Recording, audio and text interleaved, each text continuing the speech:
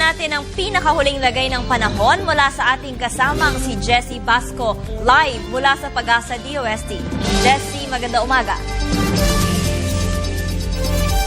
Magandang umaga, Pilipinas. Live mula sa Pag-asa DOST at alamin na po natin ang latest sa lagay ng panahon.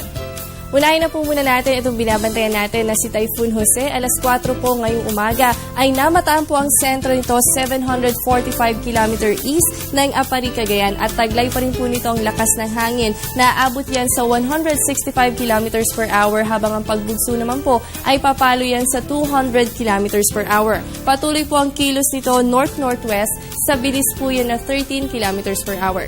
Para po sa forecast track nito bukas ng umaga o Thursday na madaling araw, ay inaasahan na nasa labas na ng area of responsibility ito nga si Typhoon Jose. At kung makikita niyo naman po sa iba't ibang track ng World Meteorological Organization ay halos iisa po ang nagiging forecast track nila. At yan nga po ay north-northwest at inaasahan nga na ito nga si Typhoon Jose ay tutungo po yan sa bansang Japan.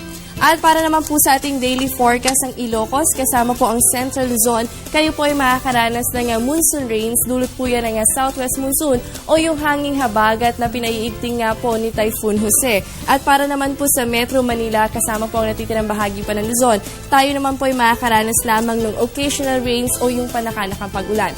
Dito po sa Visayas, asahan natin dyan yung mahina hanggang sa katamtamang pag-ulan. Ganun din po yung mga pagkidlat at pagkulog. At fair weather naman po ang aasahan natin ngayong araw dito sa Mindanao. Ibig sabihin po ayan ay partly cloudy to cloudy skies with isolated rain showers or thunderstorms.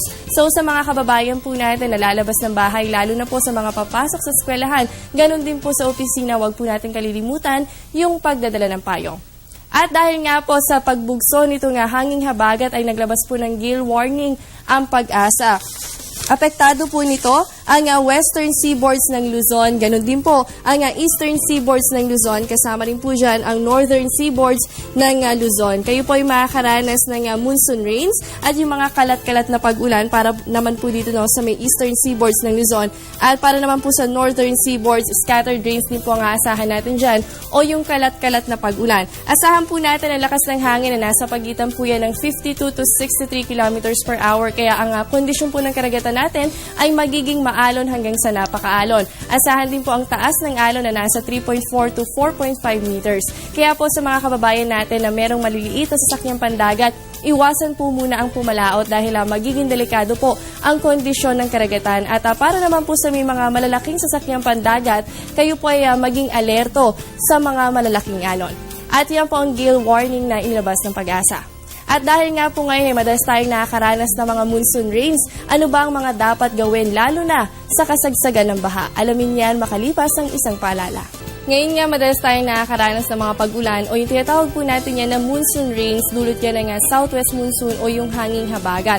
At bukod pa dyan, meron nga po tayong inaasahan na mga bagyo na posibleng makaapekto sa bansa natin. Kaya po sa mga chikiting na papasok sa opisina, sa eskwelahan at sa mga kababayan po natin na papasok sa opisina, dapat po ay maging handa tayo. Kaya alamin po natin yung mga tips during flood.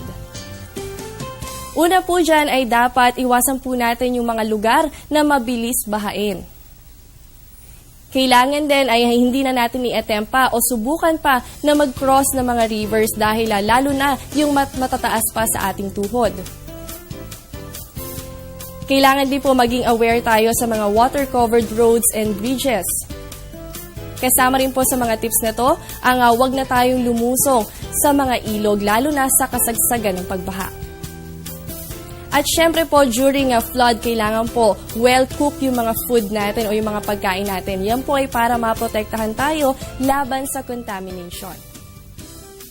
At panghuli po dyan, ay dapat ugaliin natin ang pag-inom ng tubig, lalo na po yung napakuluan. Dahil may iwasan din po natin yung mga waterborne diseases kapag napakuluan po natin yung mga tubig na iinumin natin.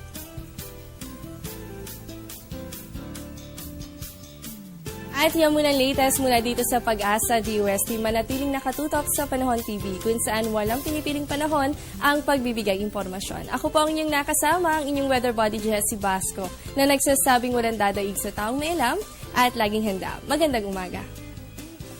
Maraming salamat, Jessie, para sa ating Silip Panahon.